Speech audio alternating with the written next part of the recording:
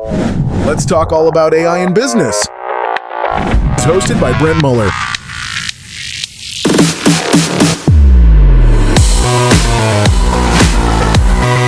Welcome to the Future Proof Podcast.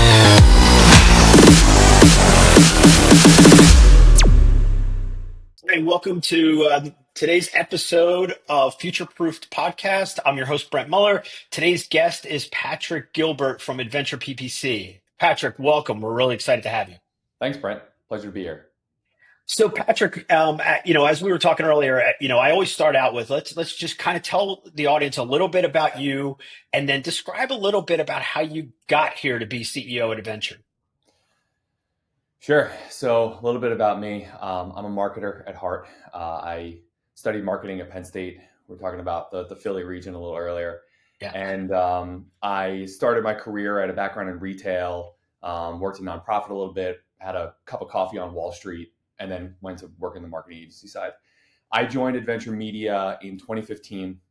It was really just a freelance operation at that point. So Isaac Radanski's our founder. And he started the company about a year before I joined, almost by accident. Isaac was an artist trying to sell artwork online, learned a little bit about digital advertising and Google AdWords. And then he's a really good teacher and just naturally likes coaching people. Educating, coaching, yeah. So he started producing content about how to do Google AdWords, right? And then people started finding his content and then calling him and saying, "Can you do this for me?" So he just kind of stumbled backwards into an agency, right? He was like, "I guess I do this now." And then eventually hired myself and a few other people. And we grew the agency together slowly and methodically. There were other agencies that started around our time that really blew up. And we didn't really do that. We cared really much about producing great work. And we've always had this backbone in education. It's something that's always really brought us together. We all like doing it. So Isaac then produced a course it was 27 hours long on Google AdWords, put it up on udemy.com, and it was a massive success. Became the top selling digital marketing course on Udemy, best selling Google AdWords course of all time. More than 300,000 students across the world have taken that specific course that is now about 10 years old. But that really helped put us on the map, where now people from all walks of life, businesses large and small, from small mom and pop startups to brands like Sports Illustrated and Forbes Magazine and AMC Networks, took the course and called us saying, "We need help with our campaigns. Can you come in?" So that's kind of how we grew the business. I also like teaching. I really like writing. So I published a book in 2020. I'm sure we'll get into that as well. But that really helped us really grow our brand. And then so at some point, we grew the team, right? So now we're about 50 people. We have 3 different offices in New York, Philadelphia, and Florida. We have a great team, great reputation. Our growth sort of plateaued because I think that there's a certain level that you get to on that kind of organic, just doing good work and people will find you. And we were never really intentional about the next phase of our growth. It was kind of happening serendipitously. So about a year and a half ago, Isaac and I sat down and we decided I would step in as CEO to figure out the next growth stage of the company, and he would focus on the content side. So since then, we've launched a separate business unit within the agency. It's called the Adventure Academy. It's a comprehensive library of marketing resources. So there's the tactical stuff, like a new Google Ads course and this course on Performance Max and Meta ads, and Pinterest ads. But there's other ancillary type courses and modules on marketing strategy, on using MidJourney to create, to use generative AI images, to create creatives for your ad campaigns. All these different kinds of things that we're bringing people into courses on using scripts in your ad campaigns. So we're building out this training library that's been a really, really exciting project, but will help build the brand and also hopefully be a driver of and a feeder, a driver, right? Yeah. So now we've sort of divided and conquered, and I've been focusing on kind of helping us create a real intentional roadmap for growth simultaneously. On the agency side. Yes. Yeah. Love it. So talk to me a little bit about, that's a big, inflection point or shift, right? When you stepped in as CEO and Isaac focused on the Adventure Academy. So tell me what the big things that you've learned out of that, right? Because it's a big shift in your business. Yeah, it's also a big shift because I don't want to say we were lucky because like it was really hard and it was a lot of hard work, but a lot of our it was random, right? Like a lot of our success was random.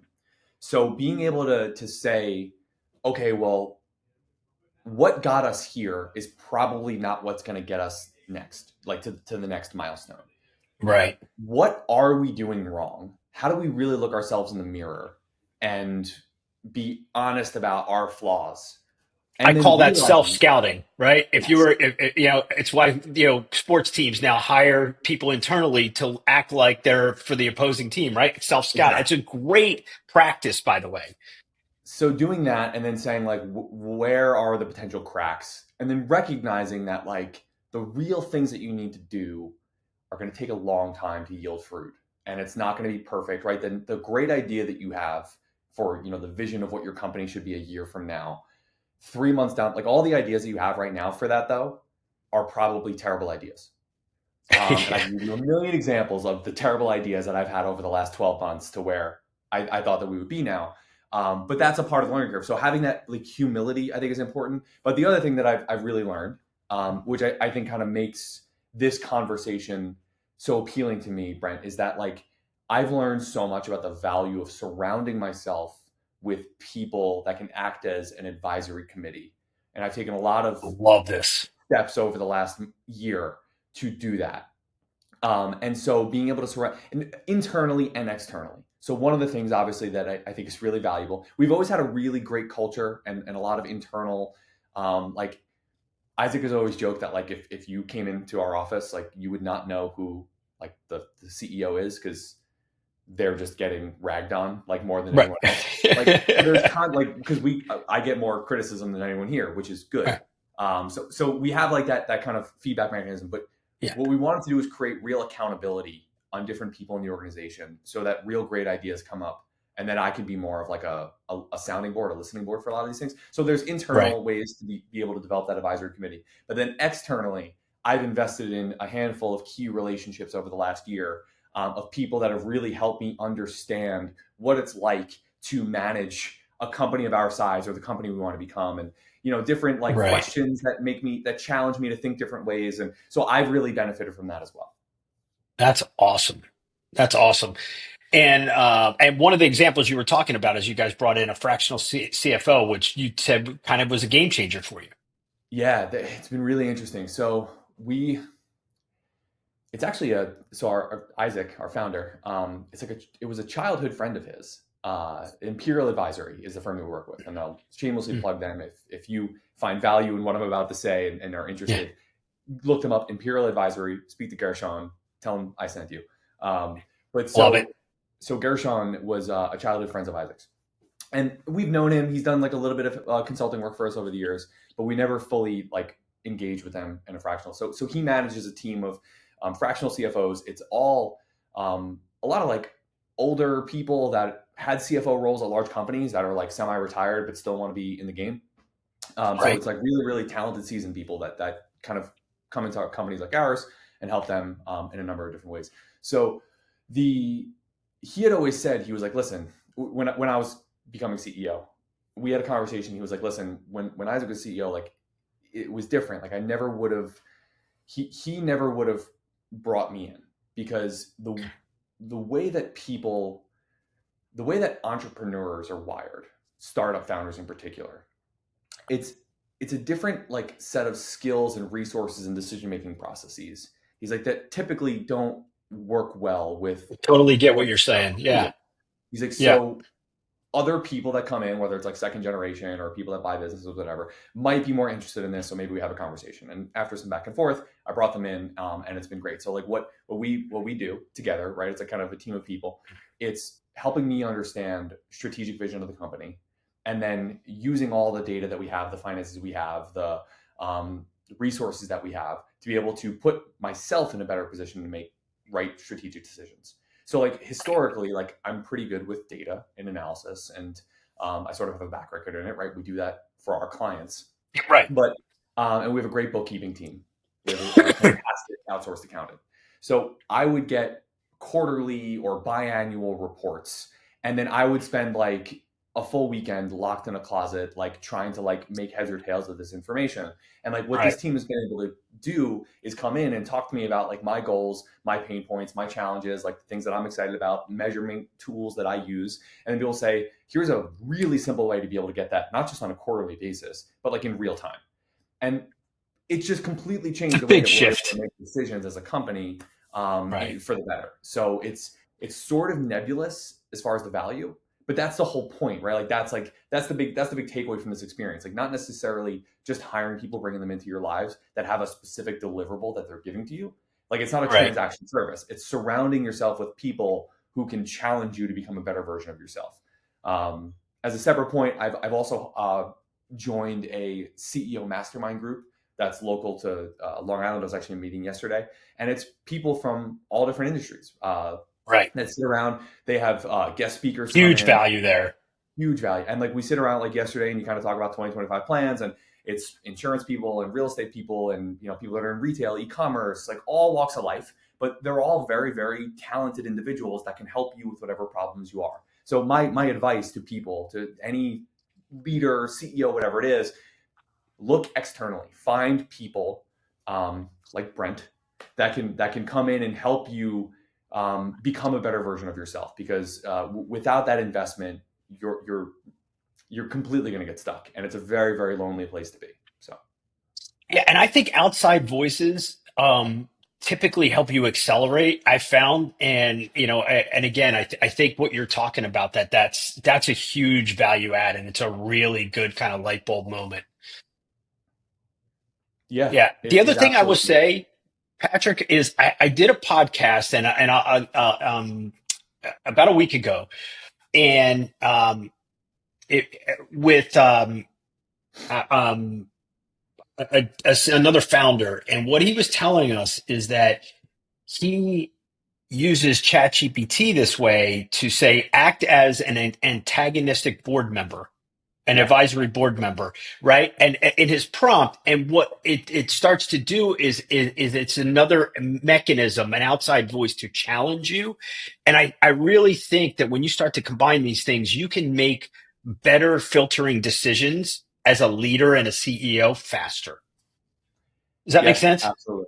Yeah, Yeah. 100%. I think that the one of the most untapped value of ChatGPT and whatever your AI tool of choice Yeah.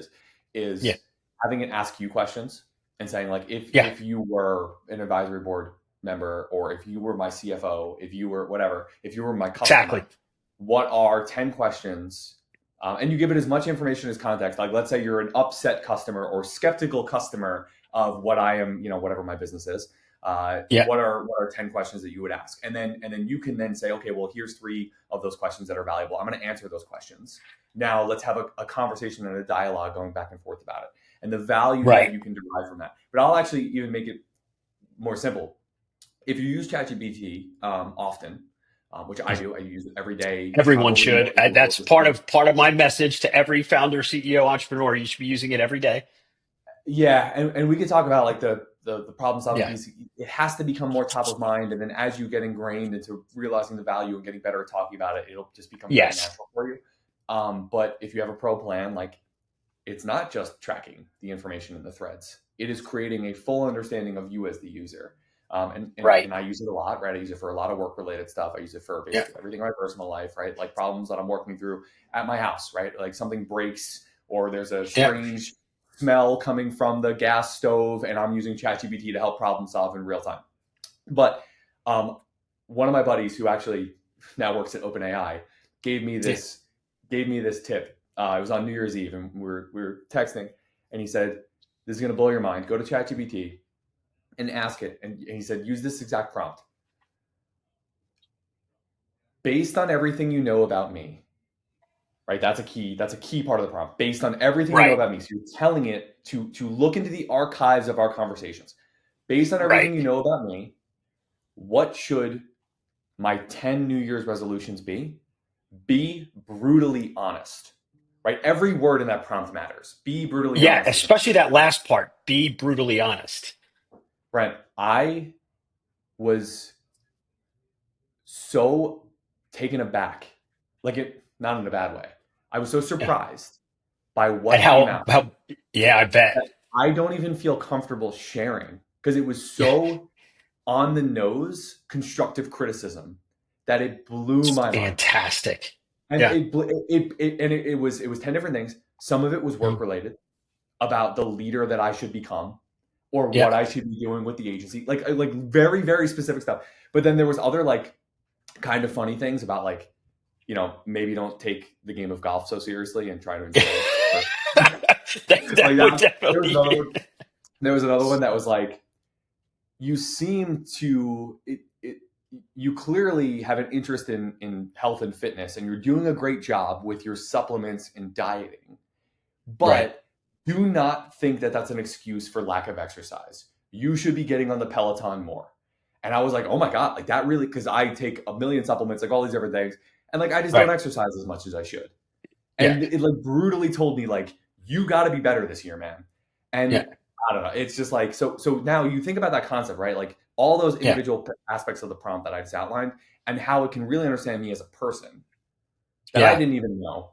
Think about what that can do for your business. If you use it enough, which is kind of you have to give it that data, you have to use it so that Yeah. it learns enough about the challenges that you're going through as a leader, as a person, as a spouse, whatever.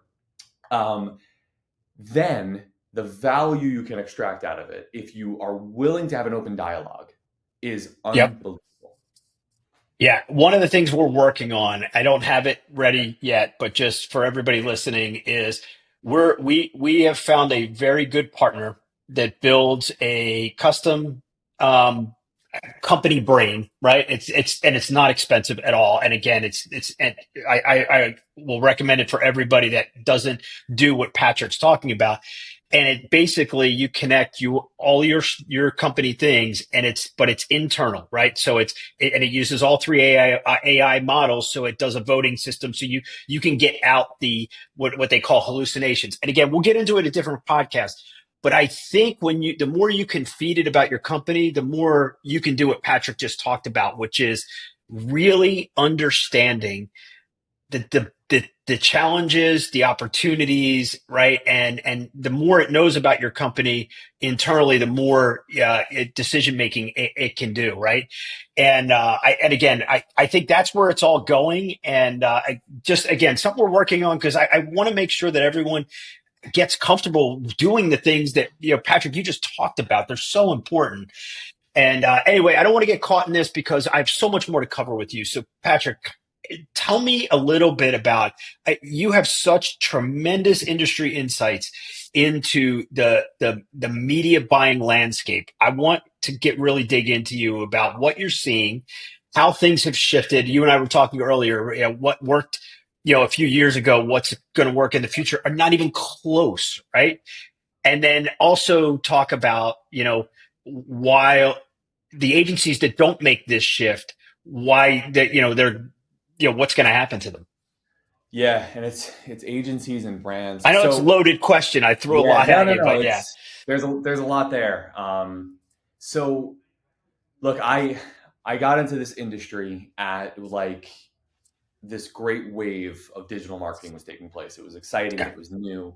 Um, but like what I said, like I studied marketing in college. Yeah. So my degree is in. Yeah. And then I entered the digital marketing space and none of that shit, right? Like I didn't actually work in marketing because like the work that I was doing was very different. It was growth Yeah. hacking and it was like keyword mining and it was like developing secret sauce and funnels and this, that, whatever. And like the way that I can simplify all of this is that for nearly 15 years, the digital landscape was a series of arbitrage moments. By arbitrage, I'm really talking about market inefficiencies. So Right. people being able to go to a digital channel, whether it was Google or Meta or Reddit ads or the Yeah. earliest people to hack around SEO, you name your channel. The Right. earliest movers there were able to get traffic for a cost lower than it should have cost if Right. the market was at equilibrium. So it's just true macroeconomic factors working against one another. And so that arbitrage moment kept changing. At the very Mm-hmm. beginning of Google AdWords, if you just showed up and bought any keyword, pennies on the dollar. Gary Vaynerchuk talks about this. Gary Vaynerchuk says that he built his father's liquor store empire because he was an early adopter of Google AdWords, and he bought the word wine for 5 cents a click. Okay, well, if you are a liquor store now, you cannot buy the word wine for 5 cents a click. It's going to cost you probably $4, right? So the economics of that have changed. But so the next version of that, right, like that changed probably by 2011. But then the next wave of it was people looking for long tail keywords. So like a specific kind of wine or a specific year or from a specific region. And that was kind of when I got into it, was like this like long tail mining. And then it just kept getting more and more refined as new. Then like when I started, and that's the sophistication of search, right? A buyer that says that is close to buying, right? It will say, hey, I want a cab salve, with a brand, right, of a year, and you're like, oh, totally get it. So the thing is, mobile, like what's crazy, the thing is, like in 2020, like on the heels of the pandemic, I was still yelling at clients to invest in a mobile responsive website. It's crazy to think that was only 4 years ago. But like most commerce done that is crazy, by the way, was still done on a desktop. So now as markets, like people, look, when I started doing this, like the concept of running meta ads for a business, like a B2B service, was like, I would never do that.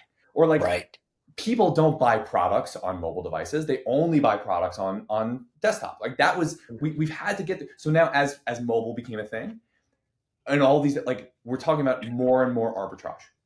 Yeah.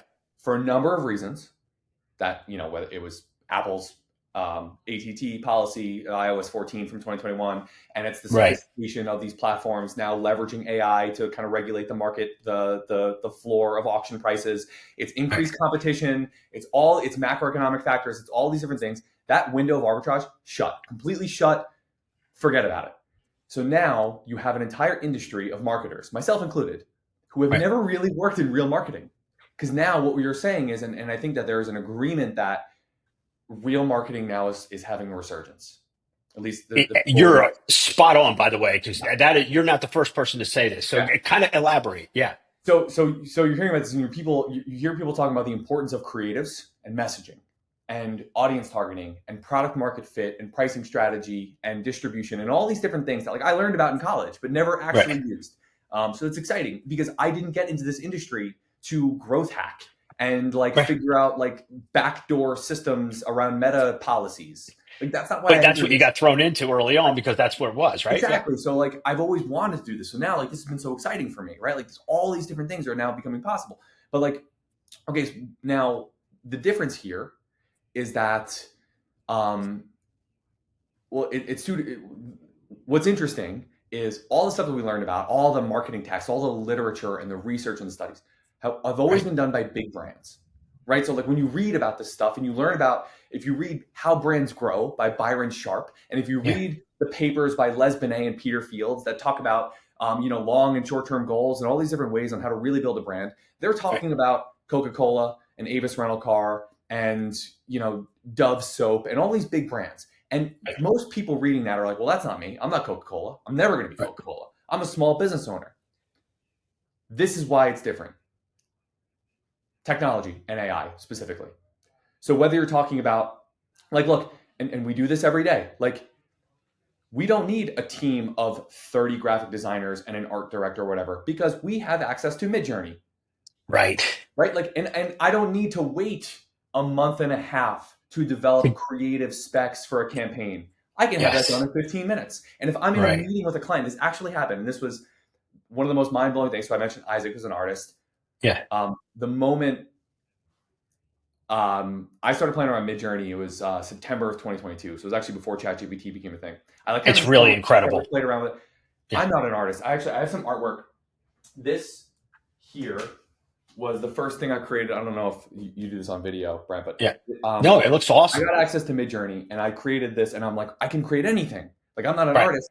And I was like, what do I want to create? And like looking at all the prompts, whatever. And I thought, okay, where's a place I want to be and who's a person I want to hang out with? And this is, I vacationed in the Adirondack Mountains when I was growing up. Yeah. And it's like, I love it, whatever. And Kurt Vonnegut is my favorite author. And I've read a lot of Kurt Vonnegut books sitting on a dock on the lake, Long Lake in the Adirondack Mountains. Yeah. So I was like, I want to see that. Like, so I put Kurt Vonnegut on a dock in the Adirondack Mountains at sunset, golden hour, ducks, the whole thing. I'm going to create this. And it's like, not that great. But like, I was really proud of it because this was my first, like, this unlocked a world where I can now express myself. Absolutely. And you don't have to wait weeks Having, and months to get that back. but here's the thing. And this is why, like, when people get into the debates about like AI and, oh, it's going to replace this, whatever, like, I told Isaac about it on Monday, 9 a.m., whatever. By 10:15, he's like, oh, this MidJourney thing's pretty cool. He's like, what do you think of this? And sent me back the most beautiful thing I've ever seen in my life. Like, it took me 48 hours of like all weekend, like playing around stuff to like create like the crappiest version of like Kurt Vonnegut on an Adirondack chair. Right. And within 15 minutes, Isaac had created, he just like, his brain works in a different way and he understands like the elements of artwork and like lighting and all these different things that he sent me. Like, it was like sort of a self-portrait in like this, like as if it was the illustration for a children's book. It was beautiful. So immediately the raw skills, this is kind of a key theme that I write about a lot with AI stuff, is like the raw skills still matter. I'm a writer. Yeah.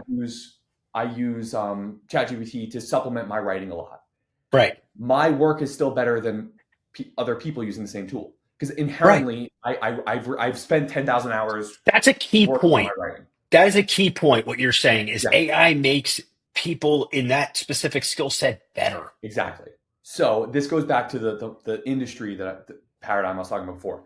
What it really does is it makes great marketing more accessible. So if the industry has decided that we're getting back to real marketing, but then we say, wait, but this is weird because the stuff that we learned about was only accessible to the biggest brands with the biggest budgets, etc., most amount of resources, 30-person creative team. It's like, no. You don't need all that. You can benefit from all those psychological principles by all the creative insights and the system 1 and system 2 processing and all these different things you learned about. You can do it. And it's not just with creatives. It's with media planning and media buying and about strategy and about developing goals and measurement protocols. You don't need to necessarily have data scientists on your team that you're paying $300,000 a year to be able to understand probabilistic measurement tools. You can hire a firm that can do it for a significantly lower cost. So that's really what's happening in the industry, right? Like, there's a sliding doors moment where like the possibility to buy low cost traffic, which many brands were built on. Many brands that I work with today grew up in this age where all they knew was they didn't have to do real marketing. They didn't have to have good messaging or product market fit. They just bought traffic and they built a brand. And now they're like, how do we grow? The answer is you need to build a brand. Yes. And it's like, well, I don't have a budget for it. And it's like, well, actually, it's not as hard as you think. Right. That's where the AI comes in. Absolutely. So I couldn't agree more, right? Part of my theme, right, in the podcast is to expose ideas like this to other founders and CEOs and entrepreneurs, right? And see where it fits in and how it can accelerate things, because that's what's going to happen, right? And we talked about it earlier, right? Like you have to embrace it, right? And so talk to me about how you guys are embracing it. We first pushed back. So the digital marketing industry was lucky enough to be forced into AI earlier than most other industries. So in 2016, Google in particular started pushing their AI tools. And they didn't call it AI at the time. This is kind of a side. Right. We've all been using AI for years. Yeah, just didn't realize it. Yeah. There was like a branding problem because AI wasn't cool. AI was seen as scary and it didn't work, whatever. So like AI was the future. The moment AI became a thing that was in our hands, we gave it a different name, right? We called it like Waze. Like we called it like Google Maps. We called it Spotify Discover Weekly. We called it a smart gadget, whatever. Yep. So we had automated bidding, right? That was AI based, whatever. And Google was forcing it on us. And I was a part of the tribe that saw this as a threat. Whether or not I like legitimately recognized it at the time, like I probably didn't, because we all like to think that we know better. But I remember saying Google is bad, AI is bad, I could do better. And I would go to clients and I would even test it and say, listen, I ran a test using their AI bidding and I ran a test using my manual bidding and mine was better. Look at me, I'm so great. It was a fear of my own job being replaced. And what you're hitting on right now, Patrick, is, and again, I use a ton of media buyers in my career, and I saw that they were the first ones to push back. Like you said, Yeah. it's like, hey, this is my job. But as I've done the podcast, as I've talked to more folks, it really comes down to people are exactly right. They're thinking that it's replacing them rather than the story you just told about what Isaac did with MidJourney. Yeah. Well, and it's not that people are admitting that they're afraid to it. It's our internal fight or flight mechanism that's it's Yes. creating bias where it's I'm better than this. Like, look, how many artists have I had a conversation with that are like, nothing can ever replace X, Yeah. right? Like the Hollywood, the writer strike from a year and a half, where Right. they're like, oh yeah, and it's like, yeah, listen, when it comes down to it, a lot of the stuff we see is garbage, and It if is. you can never replace someone writing and think, well, maybe lean into it a little bit. Because Yeah. my thing was what I had learned from my experience, not to hate on every other industry. What I had experienced was I had never given these AI tools enough credit and time, and I had never learned enough about it to use it the right way. So when I ran that test and saw that the AI failed, it was my fault. And I wanted it to fail. I was rooting for it to fail because deep Right. down in my inner psyche, I wanted to go back to my client and say, my manual bidding campaigns were more effective.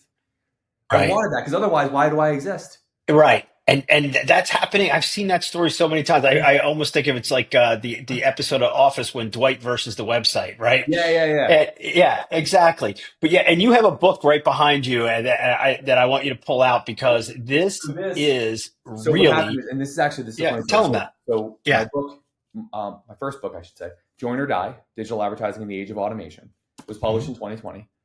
I started writing it in 2018. Mm-hmm.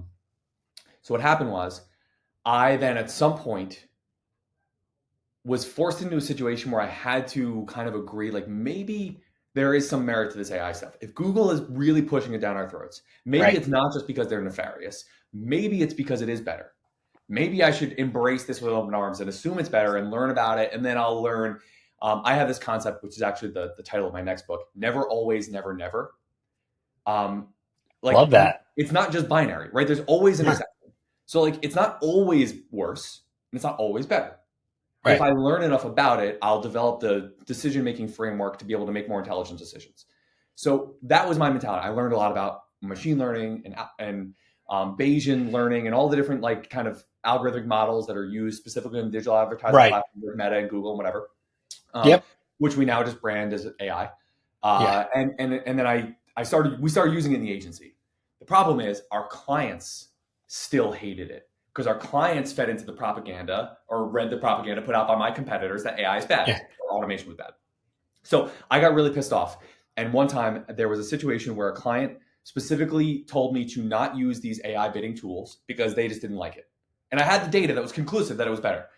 And I sat down to write like an angry email to their board and then was like, this is a bad idea. And I like got rid of the email, whatever. The next day I opened it up, I posted it into a Google Doc and I wrote it as a blog post. And I added some context, whatever. And I put the title, Join or Die: It's Time to Embrace Google Automation. This was 2018. Someone at Google stumbled upon it. They were like, wow, my God, this guy's got the right idea. He's talking about this the right way. Let's get this guy on a stage. So they reached out to me. I got like a random LinkedIn message from the head of automated solutions at Google in Love that. 2019. Love that. I didn't know this. This is great. Yeah, he goes, I'm based in New York. Come to New York. Let's chat, whatever. They started having internal training programs for other agencies. And he was like, you have to headline this. He's like, the way that you talk about this stuff and teach other people how to use it is the right mindset. So they started flying me around the world to talk about AI in 2019, basically. So I did Before keynotes in New anyone York even and knew the word. Yeah. and in LA, we weren't using AI. I was calling it automation, but for the sake of it was AI. So New York and in LA and London and Dublin, I've since done stuff in Dubai and in Brussels and Amsterdam, all about this stuff, right? And just like it works, you have to learn it, you have to embrace it. Here's some tactics, whatever. I'm not a data scientist. I'm not a math guy. I'm a marketer. So I think my benefit is like I understand this on like an elementary level that makes it easy for me to understand and convey it to people. But anyway, so at one point, I was like, you have a great narrative. this is a great book. So I sat down and wrote the book, and it was published in 2020, and it really helped the agency and all these other things and our reputation. But now, like, join or die is the title. You've either joined or you've died, right? Like, now you have no option. Like, everyone is like, I won the argument essentially. Right. Yeah. Honestly, you could rename the next book the same thing, but with AI, right? I mean, it's going to be the same thing. I like the new title though, but honestly, you're exactly right. Yeah. So that was the journey. That was how we got there. I will say, by the way, some of my lectures or whatever are featured in the Google AdWords training. So if you go through the Google AdWords or Google Ad certification modules, there's a whole section on AI solutions. And they actually feature that. We did an interview at one point a couple years ago. And they really cool, Patrick. That's awesome. So it's been an interesting journey, but I think the culmination of it is like using these tools is really a mindset shift. Yeah. It's like, look, it's easy for us to all say, you got to be using this. Yeah. People need to understand why and how. And I think more people like myself. The why is really important. Need to really important. Help people shift their mindset. There was a great, oh God, I'm not going to remember his name. But he was a Stanford professor, and he's been doing a lot of experiments on AI adoption. And I've read about him. I know exactly who. Yeah. I forget his name too. The people who use it the most and thrive actually have lower expectations. So we were promised AI and we were promised superpowers. But once you like really start to use, say, ChatGPT, you'll realize after a little while that like it's at best like B+ work. Yeah. And like, but that's not what we wanted. We were promised like superpowers. We thought like, okay, cool. Like AI's gonna do everything for us, and like I'm gonna go get a cup of coffee, and I'm gonna come back and all my work gonna be done. And it's actually not that. And you need to be willing to roll up your sleeves and get to work. And this is a separate thing. I should remember this. The name of this. Nat Friedman, who was the CEO of GitHub, when they sold to Microsoft, they were launching the original Copilot. Now we use Copilot for a bunch of different things, but the original Copilot was a programming tool. And when they were developing Copilot, they did a bunch of testing also. And they found two different kinds of people that use their programming tool. There was one side of people who looked at the AI tool as if it was a junior programmer sitting on the opposite side of the table from them, to which they were delegating tasks.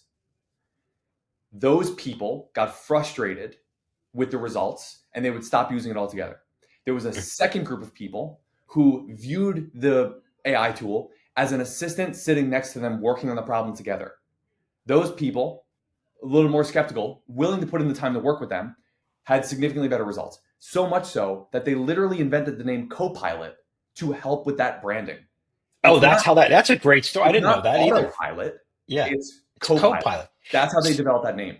And that's the mentality shift. What you're saying right now, so I did a podcast recently with the founder of SmithOS, and he calls them digital coworkers, and it's exactly right. AI agents are going to be digital coworkers.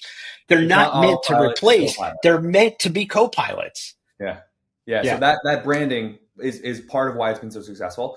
And then going back to the other thing, right? So it's like once you realize, now it's like this solution is not going to replace my job. It's not going to make my job easier. It's then they turn into it, right? More difficult, but the end result is going to be better. And people with the mentality of it's time to get to work are the ones that are going to succeed and thrive, right? The ones that just sit back and say, "Oh, it's threatening. It's not as good, whatever." Like they're the ones like join or die. Like that's it. Like it's not going away. It's inevitable. We could sit here and talk about the ethics and morality, whatever. Like we could waste our time with that. I'm not interested in that. It's going there. Get on board. Right. Yeah. You either you either embrace Uber or you just sit around and wait for cabs. Like, do you know what I mean? Like there's just so many things that, AI can help with and accelerate. Like it's just, that's what's going to happen. You're going to see companies take off and grow faster than they ever have if they embrace it the right way. So I love what you're saying. Absolutely.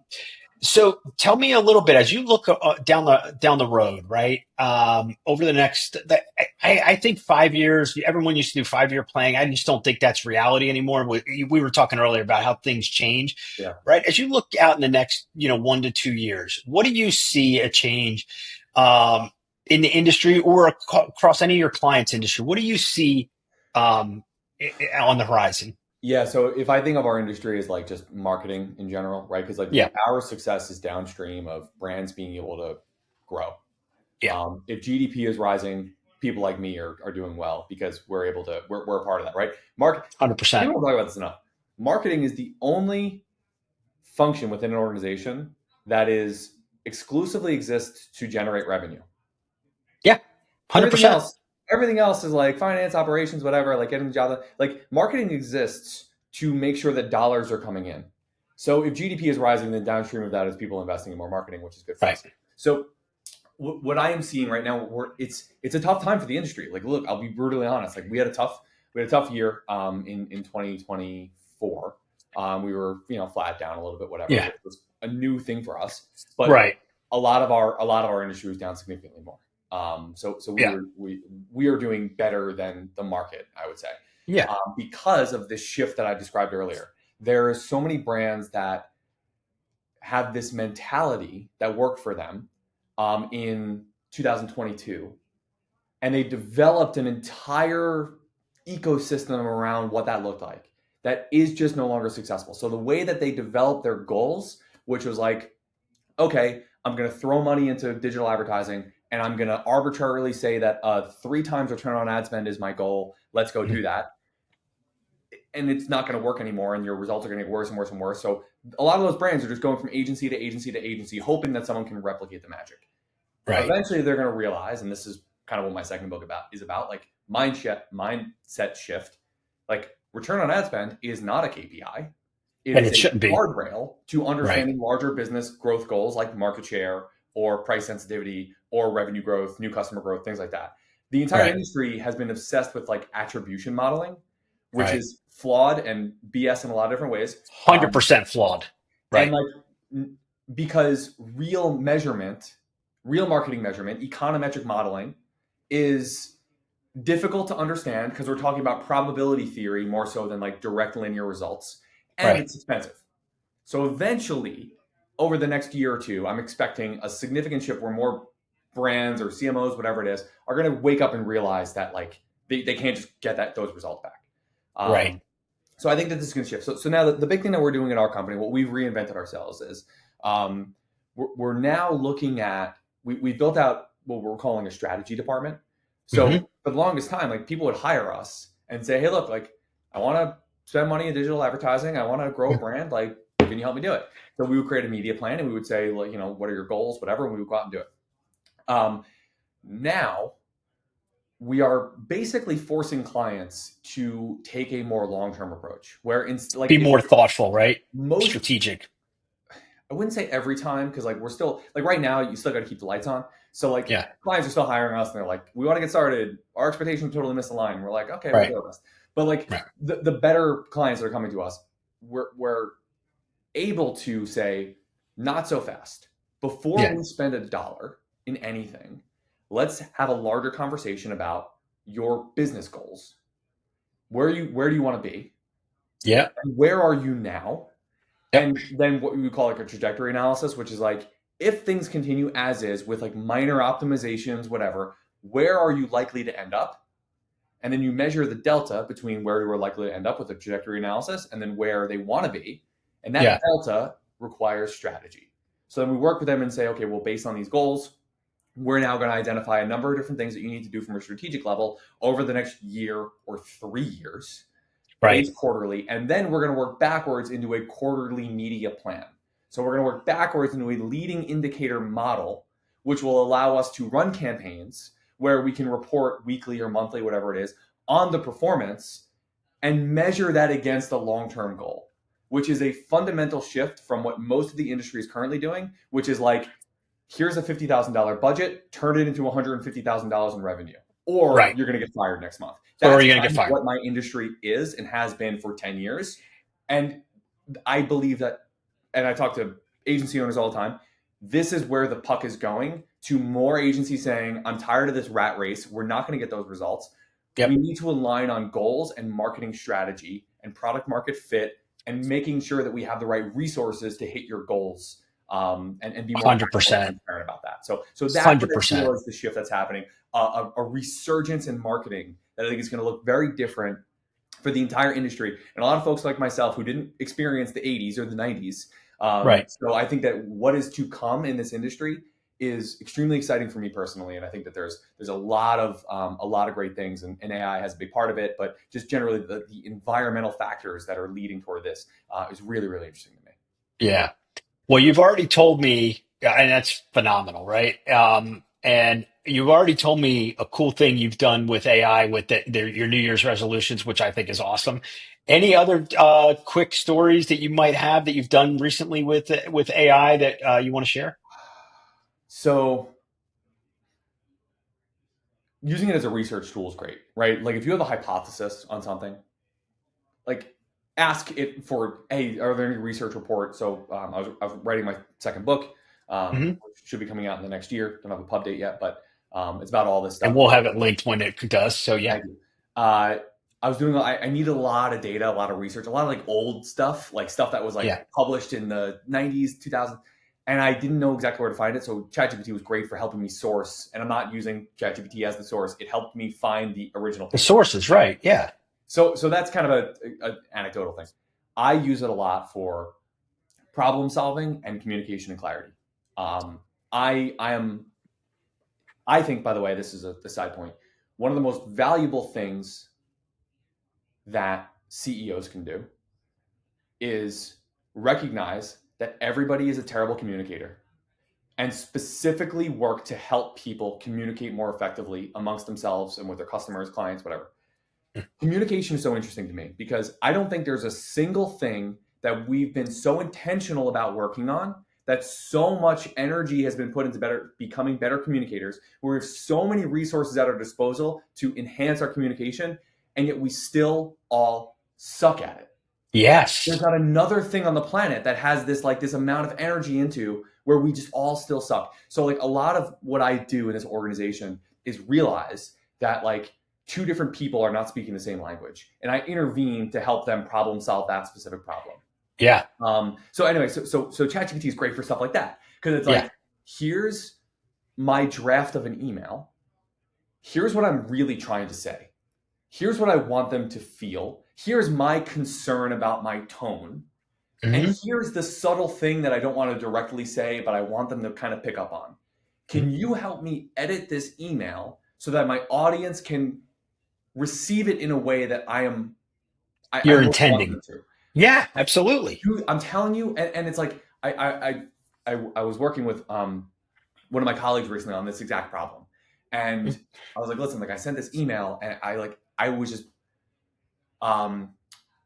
it was almost like stream of consciousness. I was like, I had a draft, but then stream of consciousness just like vomited all this information into a prompt about like my own concerns and the background context of like who this person is and what they're dealing with and what is top of mind for them, and all these different like complex variables that come into like what is really just an email. And the Right. result of it was excellent. Like it was really, really good. Yeah. So like that's the sort of stuff that I think is like, it seems like a lot more work, but it really isn't, because like if I sat down to write that same email, it would have It taken would me take you a 2 hours. long time. It would take me 2 Yeah. hours, because like I would it's hyper You would analyze have been every word, thinking about all the variations, right? Yeah. and the result still would have not been great, because like Right. everyone sucks at communicating. But because I used this tool and like it was like a really long thread, I was able to produce this email in, I don't know, 20 minutes. Hmm. Right, like the time saving I got from that, and like my colleague Avery was like, it seems like I like sent him the prompt afterwards because he was like curious. He's like, it seems like this was like a ton of work, like all this context that doesn't like seem totally relevant. I was like, no, like it's all relevant, because that was happening in my brain anyway. So I was just Right. typing and typing and typing and typing, and like Yeah. ChatGPT figured out all the different stuff that actually mattered, which I would have done anyway. So that's Yeah. where it's really, really valuable. Yeah, and I've seen examples of that with some of my clients right now, and they've sent me, should I send this email? Right? I got that a couple weeks ago. I'm like, absolutely not. I said, you're writing this for yourself, not for your intended audience. You put it in Right. ChatGPT, and it took an email like this, shrunk it to this, and the context. And I was like, and that will get you the desired outcome. So what you're talking about is spot on. Our And communication by is the way, probably what our I've number done, one. Yeah. because I use it so often, because it Yeah. knows my writing style and my tone, it Right. now can write like me. And I Yes. write a lot. So I built It's my a own Patrick custom, Gilbert AI, right? yeah, I built my own custom GPT where I uploaded my Mhm. book, my blog content, Mhm. a bunch of different emails that I've written. So now like I use like long dashes a lot, like Mhm. in my sentence structure. Like it does Mhm. that. Like it knows my tone and intonation that I want. So like my Yeah, ability to like sit down and use it is now so much more efficient than it was a year and a half ago. So like that's the couldn't benefit agree of like more. you have to work with this over time, and the dividends that it will pay out are magnificent. I love it. I love it. All right. So last question before I have you wrap up here is I always ask everybody at the end, right? Every founder, every CEO is thinking about, right, especially this time of year, but you're thinking about the next 12 months. If you could fix one thing in your business in 2025 and wave a magic wand and it gets fixed, what would that be? A personal commitment to meeting new people and making and generating referrals and driving new business in other ways than we've done in the past. I mentioned earlier that we put out a lot of content. I Mhm. am I am not a good salesperson. Even it's like funny. Like my wife, we were friends for 2 years before we started dating. Like Right. I am not a good closer. Like Yeah. clearly, and that is true in the business sense as Yeah. well. I'm very Yeah. much like we're going to put great content in the world. People are going to fall in love with it, and then they're going to Mhm. ask me to start dating, which is essentially how my wife and I got together. Love it. And that's how the business has grown. And so now what I'm trying to do, the reason that I'm on this podcast is to be more intentional about getting out into the world, meeting new people, hopefully generating referrals, and doing all those other things to be more intentional about growing the business. That I think is something that is so uncomfortable for me to do. And it's hard to find the time because we're all busy with a Yeah. million things. So finding the Exactly. time and the commitment to do that, day in, day out, or week in, week out, whatever the cadence is going to be a big challenge for me. But thankfully it's January and I'm off to a good start. I love it. I love it. And I love that you stepped out of your comfort zone in multiple ways. So, Patrick, to wrap up, I'd love for you to tell everybody about Adventure and how they get in touch with you guys because yeah, you're definitely a firm. If they're wanting to run any sort of paid media, they should be talking to you. Yeah, absolutely. So Adventure Media, Adventure PPC is the URL. If you do a Yeah, search we'll for have a any of link us, we'll below. we'll, we'll Yep. find out. We're out there. You're going to find us. But so Yeah. we work with brands of all different kinds of sizes in all these different ways. And whether you're spending on I spoke a lot about Google here, but we spend a lot of money on programmatic advertising and Pinterest and LinkedIn and all these different places, right? So whether it's consultative relationships or actual media activation and creative SEO, we do all that stuff. And we just like meeting new people, learning about new businesses, and seeing if there's any way that we can help out. So reach out to us. Oh, and then I should also say our content library. So it's the URL for that is learning.adventureppc.com. You'll find it on our website, but it's the Adventure Academy. It has just oodles and oodles of training resources and a full library of content. We have an incredible team that spends all day and night working on that content. It's fantastic. So check that out as well. And reach out. Always like meeting new people. Clearly, that's my goal for this year. Love it. Love it. Patrick, thank you. This has been a lot of fun and very insightful. And now we're looking forward to your second book. So for I sure. appreciate it. Thank you, Brent. It's been a pleasure.